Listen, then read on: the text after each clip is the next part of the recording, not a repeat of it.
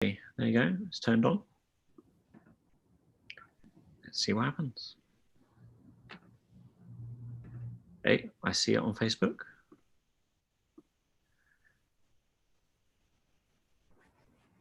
Nice. Mute that so we don't have confusion.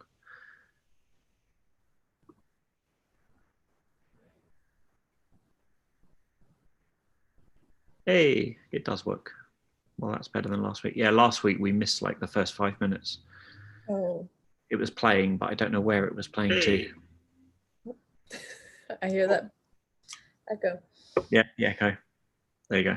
Now it's open and I can see comments in case anyone says hi. Beautiful. And I'm going to share it because why not? Bit of a laugh. Oh, live video interrupted.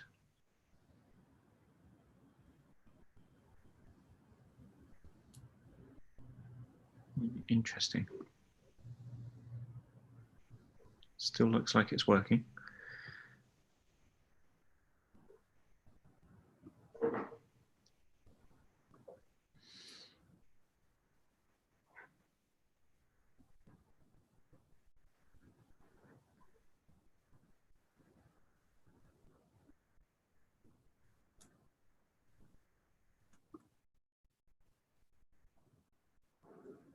Okay, I think it's kind of working. On Facebook, it said it was interrupted and suddenly stopped working for some reason. Oh well.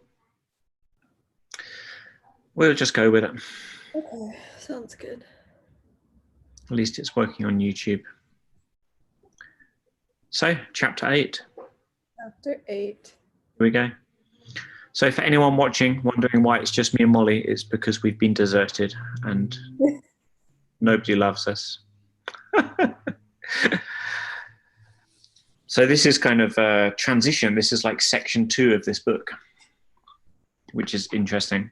Things, it's, you know, the arc being lost. I guess there's loads of tragedy, but Samuel is so epically good and Hannah is so amazing. Mm. But then we just spend a long time following Saul and he's just like dark, horrible. I've got a commentary here. I love this little quote. It's actually about the next section, talking about Saul. He's described as materially well-to-do and physically impressive.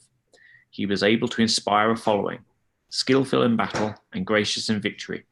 On the other hand, he was genealogically linked with the most depraved tribe of the judges, is depicted as pastorally incompetent, spiritually ignorant, disobedient, and at times oddly irrational.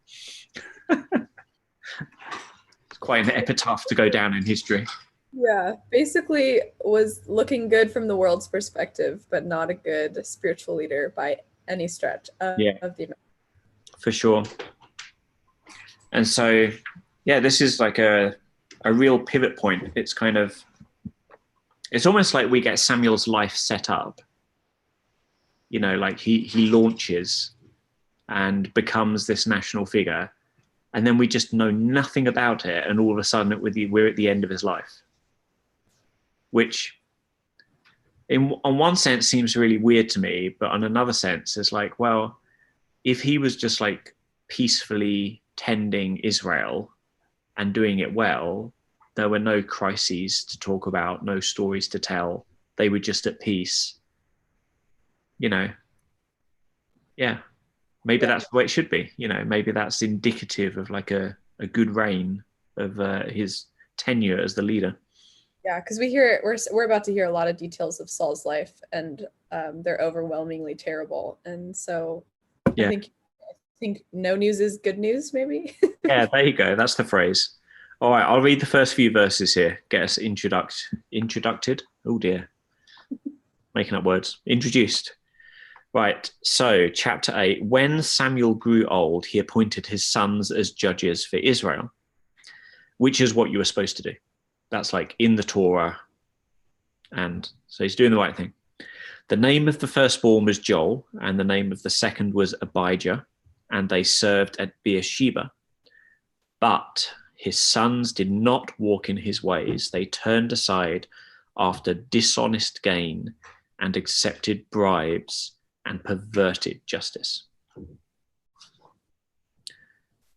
Yeah, let's talk about that, because once we start talking about what happens next, it's a whole nother thing. Yeah. This makes me sad. Yeah. I feel like a child emoting, but it makes me sad because I don't know, it makes me think of like there's one pathway where you are an incredible leader and an incredible spiritual figurehead for your children, and it works out well and they follow in the ways of the Lord and they follow after you in the ways of the Lord. And then sometimes you can do the same exact thing on the other pathway and your sons just have free will and make their own decisions, and there's not much you can do about it other than pray and intercede on their behalf. But it just makes me sad because I would love to see there's just such a strong genealogy taking place between Hannah's intimacy with the Lord and then Samuel's faithfulness. It would be awesome to see that was being in some way, but alas.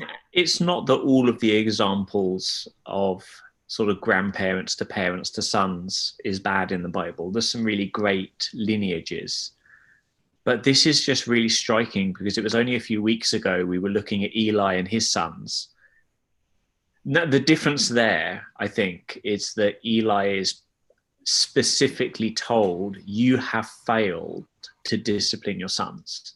And so we don't get that here with Samuel. So I think you're right. You know, it's like, even though God doesn't have a gripe against Samuel, it seems like Samuel didn't do anything wrong. His sons, they're just not like Samuel. They're making bad choices. Yeah. Yep. So I wanted to pause because I think it's actually interesting, but we'll have to get to the end of the chapter to refer back to it. But just to note now, they turned aside after dishonest gain. So they're like oppressing people. They're using injustice, but it's gain and accepting bribes and perverting justice. It's like Samuel was all about serving the nation. Like all that we learn about Samuel is him doing things on behalf of God or on behalf of the nation. Like he's never seeking himself. Mm-hmm. And it's just a striking contrast that these guys are seeking self. That it's greed. And that greed has incited injustice. Mm. You know, it's just an interesting chain, you know, thinking about the way sin might beget sin. Yeah. You know, how did you end up perverting justice? How did you end up lying to that client? How did you end up, you know, things like that? Well, I just wanted to make a sale. You know, it's just interesting, the connection between two quite different failures, but the way that they often come together. So, yeah. It was when I got to the end of the chapter and then reread it, and I was like, oh, I see. There's a bit of a pattern here. So we'll see that develop. All right. So that's the setup. Which is, we haven't got the Torah memorized like the Israelites had a bit more of. So we read this and we're like, oh, that's sad. But actually, God's command was to establish judges who would then set their sons up to be the next judges. So in a way, there is a surprise here. It's like, oh man, Samuel is like the mega judge. We've got a judge that's knocking it out of the park. Woo! And we're like, oh no, he's doing the thing he's supposed to and it doesn't work. What's going on? But that's interesting because the Israelites are about to do something quite bad, but they probably were also surprised. So it's just interesting to think about them maybe being in a state of shock at the way Samuel's sons have turned out and like, whoa, what? So it's been maybe a crisis moment. And in the crisis moment, they're like, what do we do? Yeah. And then they make an interesting decision. Yes. So let's read a bit. Your turn. Okay. So all the elders of Israel gathered together and went to Samuel at Ramah. They said to him, look, You are old, and your sons do not walk in your ways. Therefore, appoint a king to judge us, the same as all the other nations have. When they said this, give us a king to judge us, Samuel considered their demands wrong, so he prayed to the Lord. But the Lord told him, listen to the people and everything they say to you. They have not rejected you, they have rejected me as their king. They are doing the same thing to you that they have done to me since the day I brought them out of Egypt until this day, abandoning me and worshiping other gods. Listen to them, but solemnly warn them and tell them about the customary rights of the kings who will reign over them. Boom. Yeah. And the whole trajectory of Israel's history is shaped. Yeah. Everything pivots at this point. Yep. Yeah. Because it's interesting the way that all of the prophets talk about Israel as being characterized as rejectors of God. Mm. And it's, because under the kings, the nation divides and the monarchy kind of deteriorates, and we can think at the end of that decline, like, man, of course they're rejectors of God. But this is interesting because God points all the way back to Egypt and says, this is just this is how you've always treated me. Yep. Yeah. Like I thought it was a good choice of words your translation had, actually. I think mine says rejected or forsaken, but yours said maybe abandoned or something else. It says abandoning me and worshiping other gods. Yeah. Abandoning, because forsaking is a Bible sounding word. We don't tend to say, oh yes, I forsook my job, or I abandoned my boyfriend. It's like, yeah, abandon, we get that, like that someone is left isolated and alone. Like, it's a much more emotive word. I like that.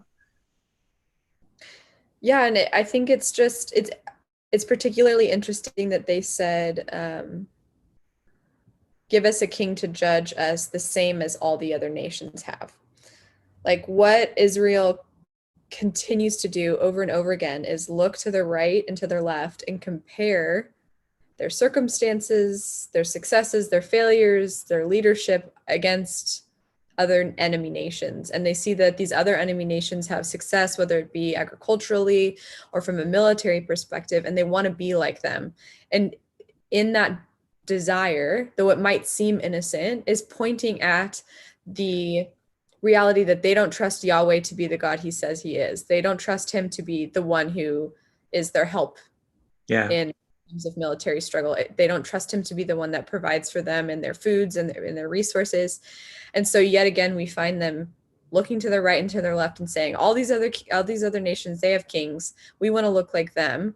And we don't see effectively, they don't see Yahweh as king. Otherwise, they wouldn't be asking for a king, because they would have already had one. But instead, they ask for a king, which is, I think, just flows right into Yahweh responding to Samuel by saying, they're not rejecting you. Like, don't take this personally. Yeah. They're rejecting me. They don't see me as king, clearly. Actually, even the fact that God would say that, I think, is really cool.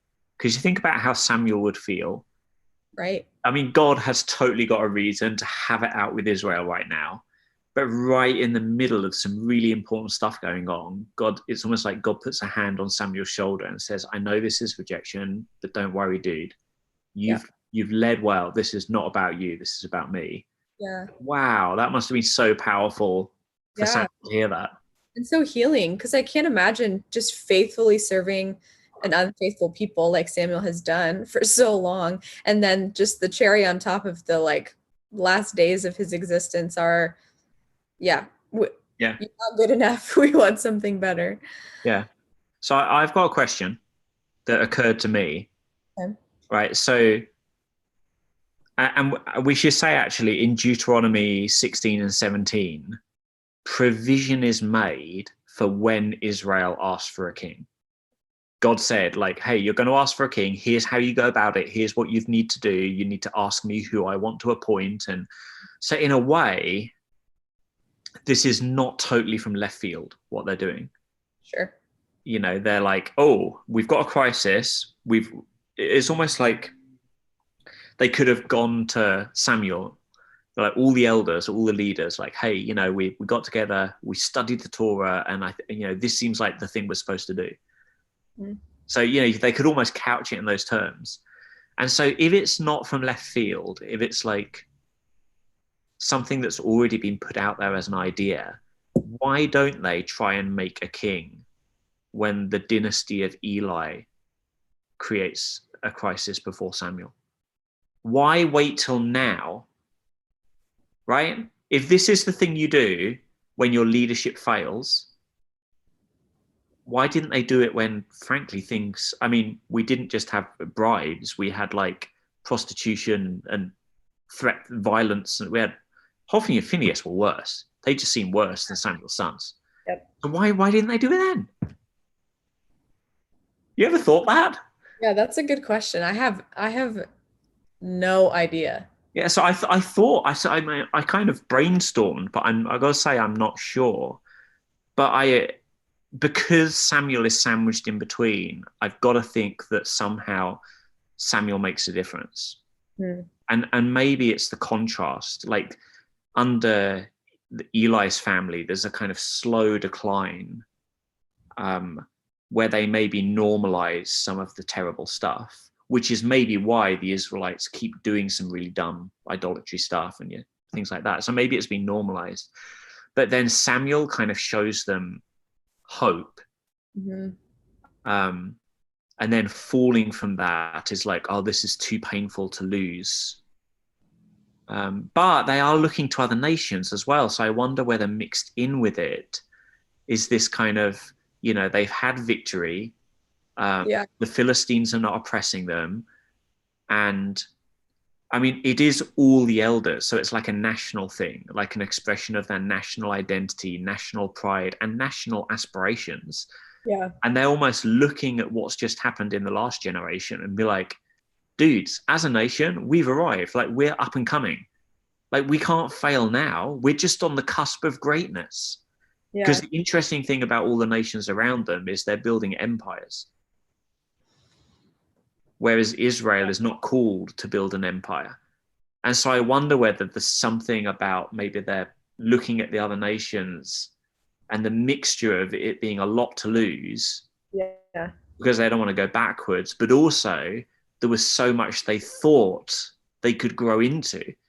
And so like Samuel, he creates this little moment where they get to suddenly view themselves from a different perspective. Yeah. I don't know. That I'm brainstorming. I'm trying to think of every possible idea. I don't really know which. Maybe it's all of that. But right. Like approaching it from every side. Yeah, I don't know. I think there's part of me that as I try to process that, the aspect of like, okay, they've seen some success and they want to secure that success, and they're afraid that all it will take is, one defeat to set them back into more of a more, seen as more of a victim or like a weak nation rather than the strong. Well, lest we forgot, the last time they got defeated, they lost the Ark, which they still haven't got back. Yeah, so there could be an element of So the threat of failure is like, well, what would we lose next? You know?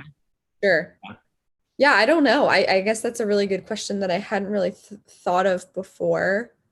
Because I can also see Eli bringing it to such a place of utter failure, and then Samuel kind of pulling it back up into that upswing and then wanting to maintain that momentum, but then seeing that his sons look more like Eli than they do him, wanting to secure it in a different way. But it's hard to say. It's hard to say. Yeah.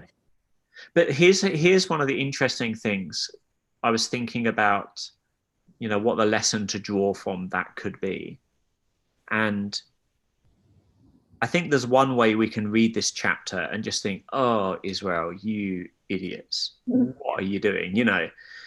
But actually, although it's a bad thing they do, they rationalize it because their perception of things is so shaped by the fear of losing something or the fear of not gaining something they want. Yeah. It's probably one of those two, both of which, the kind of jealousy, envy, covetousness, of course, the power behind that is greed. Yeah. Right. Yeah. And so, which was in the first few verses as well as a kind of theme. I just, it made me think about the power of that stuff to alter our perceptions. Because although what they do is a horrible thing, and God's going to tell them, he's going to show them in a sec just how, like, this dudes, this is a bad idea. It's almost like they've looked at the Torah, which says, hey, a judge will set up his sons to be judges. But then they've looked in the Torah and said, well, there is a plan B. It's not as good. It's not the first thing we're supposed to do. But we can't see the way that we're told we should do it working out. Therefore, we should do plan B.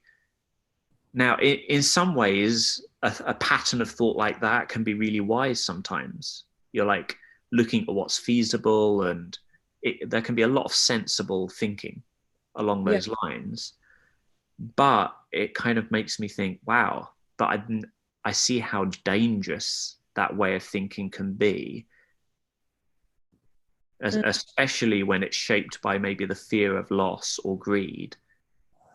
Like how easy it would be for our perceptions to make us rationalize something that's not really what we're supposed to do. Yeah.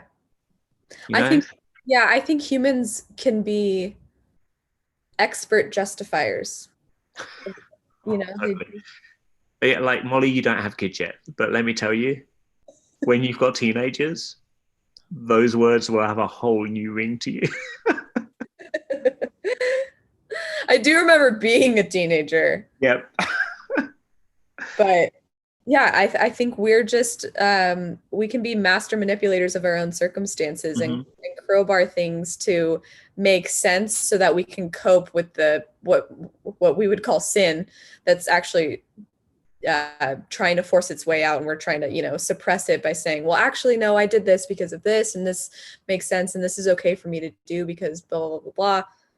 I think we're just good at it. We're good at justifying things away to make ourselves feel better. Yeah. And even the way they are quoting the Torah, but they're like coming to Samuel and saying, we need you to appoint a king, because that was what the Torah said. You have to go ask the Lord to appoint you a king. But it's still like they're doing something dumb. It's not God's best for them. It's not what God has directed them at.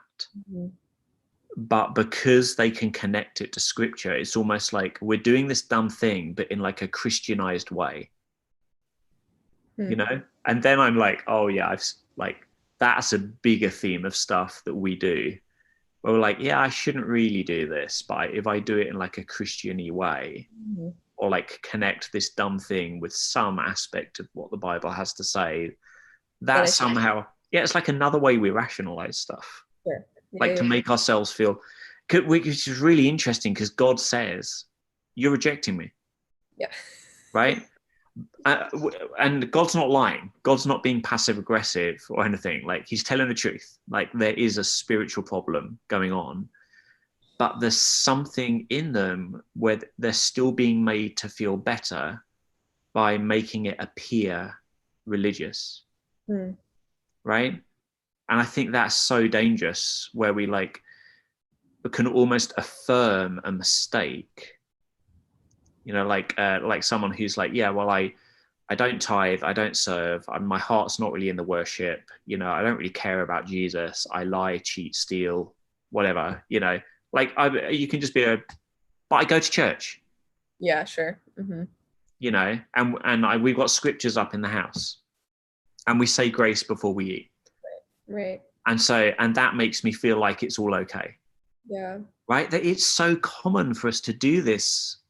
It's just a really interesting, I don't know what it is about us where if you're going to reject God, then you might as well just do what you want. Like, Yeah. Well, and I think there's an aspect of the human experience that seeks to image maintain. Like, I think that we, at our worst, are more concerned about how other people see us than how we actually are. And so our yeah, primary motivator will be to craft um, craft an image that is pleasing to other people rather than work at the nitty gritty internal stuff that is maybe harder to see at first glance and not maybe as glamorous or as manipulated. Like, you can't manipulate integrity, you can't manipulate character, it just either is or it isn't there. Whereas we kind of feel like we can have control over people's perceptions of us by the way we maintain our image. yeah. So there's a lot of that going on. I mean, especially in the 21st century human experience, when it comes to going to church and praying before meals, we're maintaining the image that we can check the Christian box and feel good about ourselves and present that image to the world. But Yeah. in this day and age, I don't know, it can look the same, saying like, oh, I'll go to Samuel and ask for this because that's the right thing to do, but in reality my heart is so far from what God wants in this. Yeah. Well, and I wonder if that's partly what's going on with them looking at the other nations as well. Like, oh man, you know, Assyria is going to think we're really dumb because we haven't got a king. We should totally get a king. Otherwise, they're just going to think we're stupid. Yeah. Who But knows? here's the interesting thing as well. Like, this is going on where the Israelites are not really filtering things right. They're looking at what the other nation, like, they're listening to all these other voices, being influenced by all these other things. And they stand to lose a lot, that it's a crisis, you know, all of that stuff. Samuel is also losing a lot. This is a crisis moment for Samuel. Yeah. And twice in a row, he doesn't do or say anything until he's asked God, hey, what do we do here?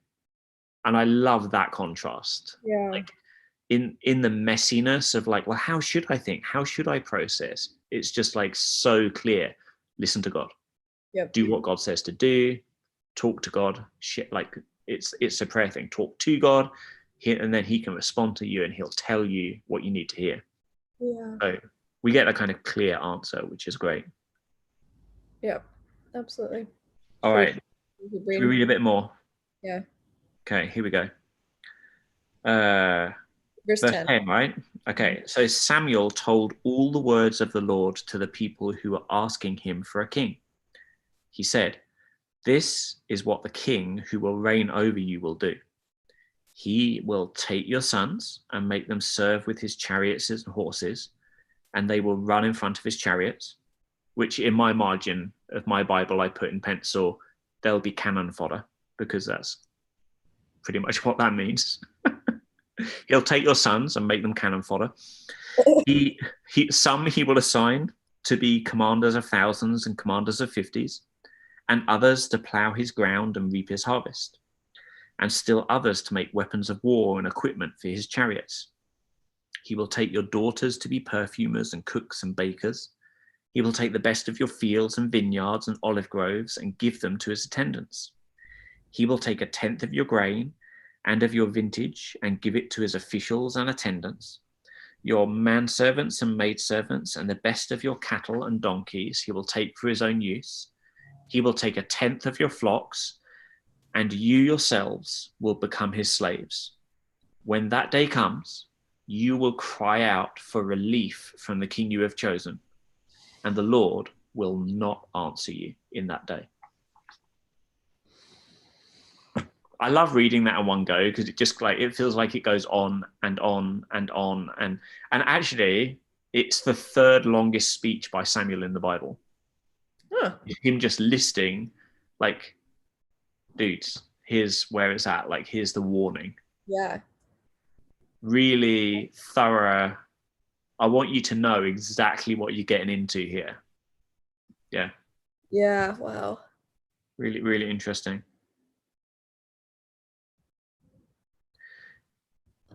Yeah, I mean, there's so many layers to this. Like, because at one layer, it's like the king supplants Yahweh. So instead of people giving a tithe to Yahweh, which is a like a give action. Mhm. Now it's going to, a tithe is going to be taken from them.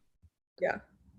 So instead of being ones who are empowered to give, they become ones who are oppressed, and stuff gets taken from them. I can just hear YouTube starting to make sound. There we go. Can confuse me if I can hear myself from 10 seconds ago.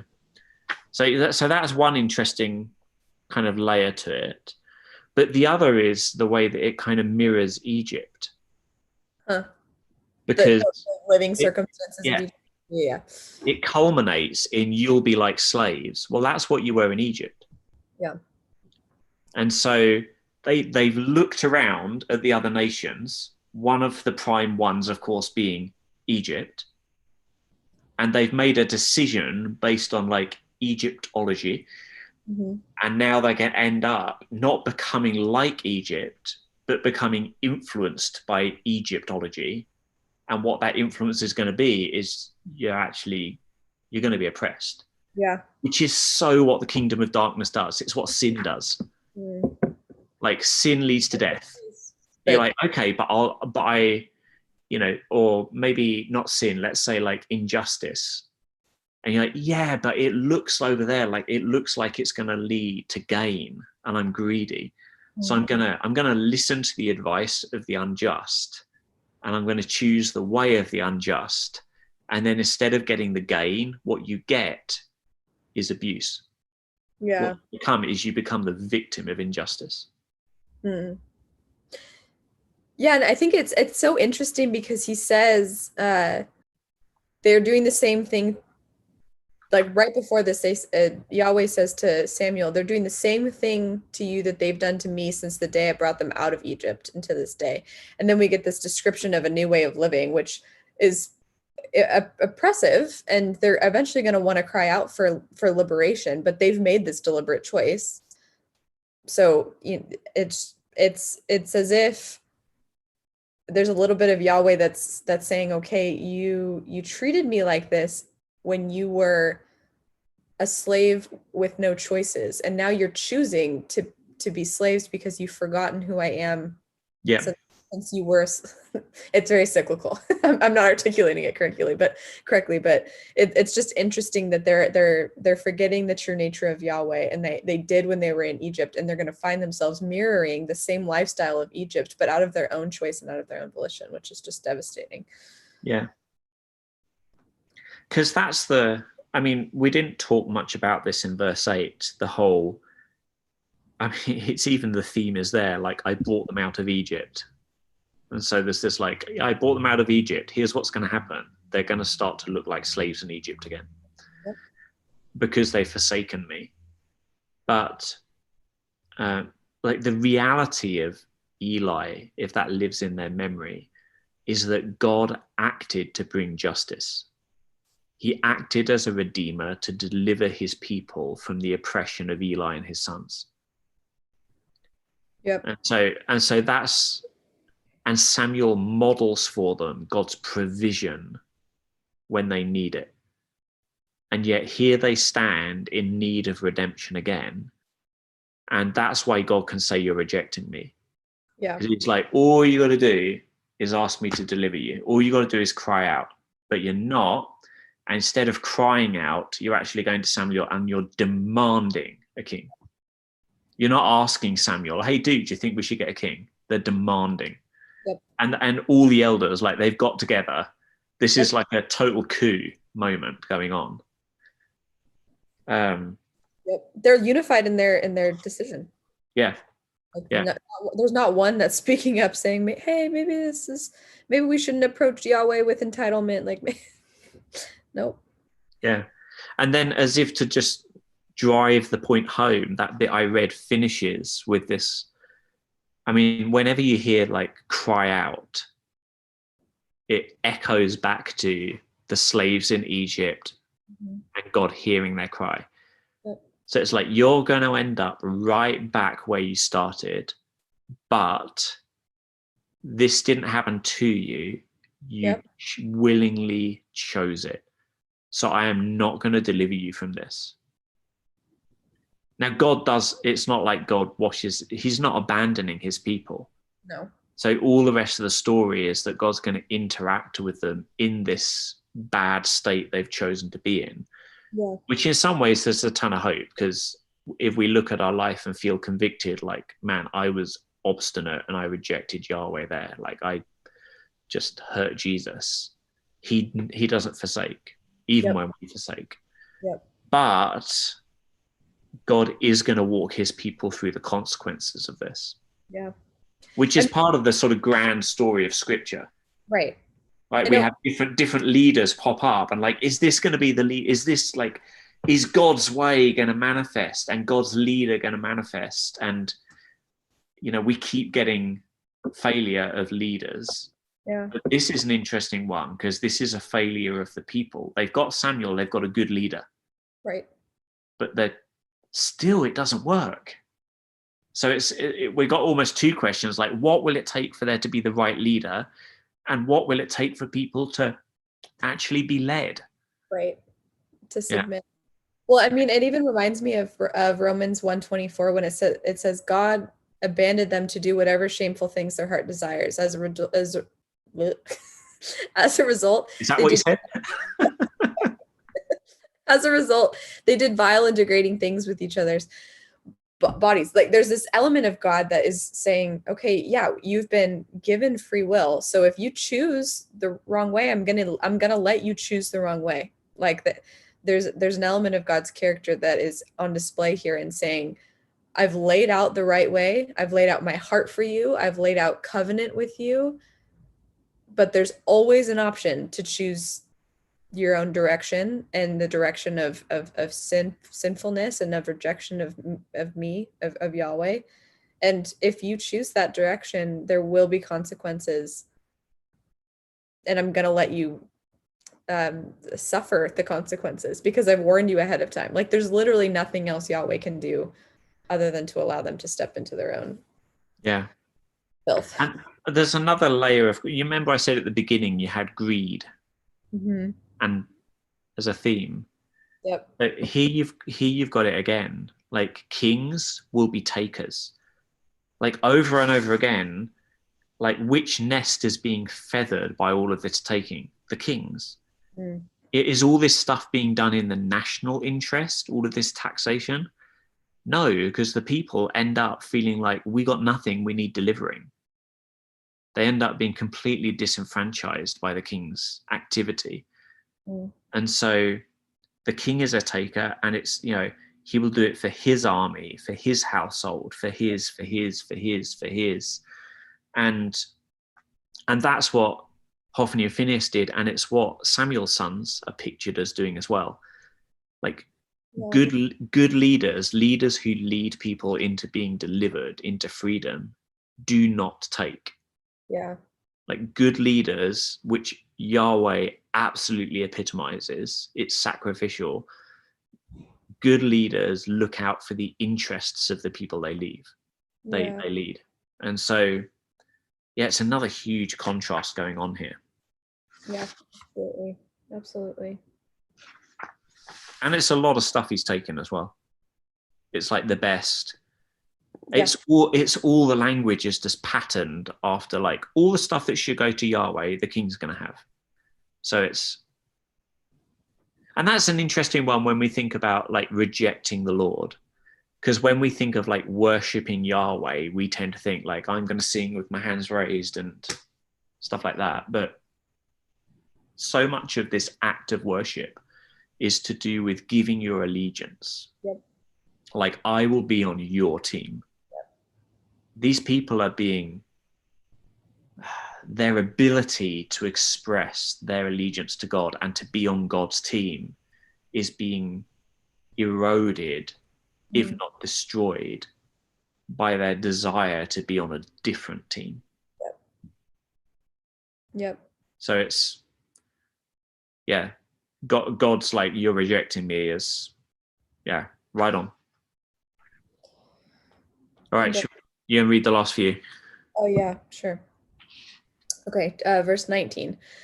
The people refused to listen to Samuel. No, they said, we must have a king over us. Then we'll be like all the other nations. Our king will judge us, go out before us, and fight our battles. Samuel listened to all the people's words and then repeated them to the Lord. Listen to them, the Lord said. Appoint a king for them. Then Samuel told the men of Israel, each of you go back to your city. Which I got to say always strikes me as a weirdly anticlimactic I know. All right, ending. go. Yeah. But you can imagine like if God said do it, you can imagine the pressure on Samuel to there and then, like, well, let's whip a king out. Let's make you leave feeling happy. But this takes huge courage from Samuel to not make the people happy, but be like, okay, now I'm going to wait for God to show me who the king should be. So that's just another interesting. A slow decision maker in a good way, like a thoughtful, wise decision maker. Yeah, I think the thing that sticks out to me in this last bit is like we must have a king over us, then we'll be like the other nations, and the king will fight our battles. It's like, yeah, I just am like so frustrated with them. Like, you have a God who is Yahweh, the one true God above all other gods. He fights for you. He has fought for you. Have you forgotten everything? Mm-hmm. I'm getting emotionally invested in the story. I don't know if you can tell. It's totally. It's only going to get worse. Like, Saul's going to end up doing stuff, and you're just like, oh, you tear your hair out. Yeah, what are you doing? Here's another interesting thing. They want to be like the other nations. It's like explicitly stated. Yeah. It's not just, oh, we looked at other nations and we thought, hey, this could be a good idea. It's in the Torah. Let's give it a shot. It's like, no, we want to be like the other nations, which over and over again in the Torah, God says, you shall not be like the nations around you. Yeah. This is like, I mean, if they could spot the one thing in the Torah, how have they not spotted that bit? Yeah. Like, oh my goodness. Because it doesn't fit there. But there's other echoes back into the Torah. So when they say no and they refuse, there's a couple of Hebrew words underlying their rejection.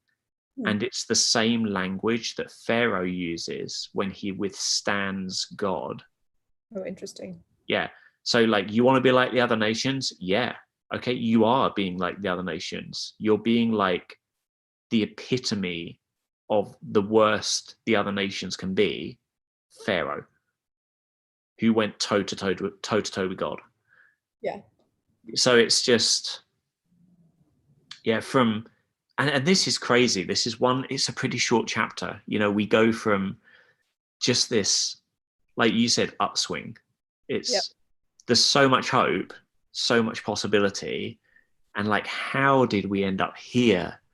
Samuel's still alive, like, so quickly that the people are acting like Pharaoh.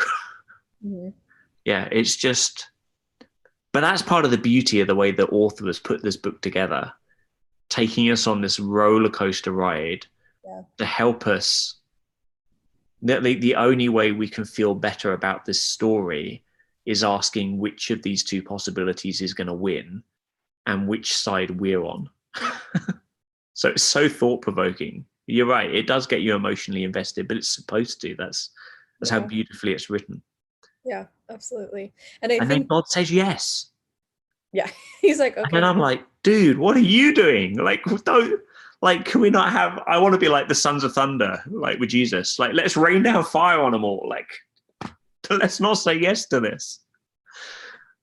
Yeah, I know. But that's I think we talked about this last week. That is this interesting, we keep being asked the question, what does it take for there to be the right leader? And what does it take for people to be led? Mm-hmm. And I don't know, this kind of model of God leading, even though he's kind of hidden, he's not kind of incarnate among his people, has had a good run out, but because of the brokenness that's in these people, it just doesn't work. And so it actually highlights that question for us, which is, in a way, these are the two questions that frame so much of the Bible story. Jesus arrives and shows us that the true leader is possible, and shows us what it takes to make actually being led possible as well. Mm. And so the fact that God says yes, it's like, but actually this is part of God's design to get to Jesus, and help us understand why it needs to be Jesus. Mm-hmm. Yeah, absolutely. And I think that we will learn so much about leadership and about even our own sin by like allowing Saul to be a mirror that we hold up against ourselves and say, okay, what in me looks like Saul, and what in me needs to be mortified or pulled out and dealt.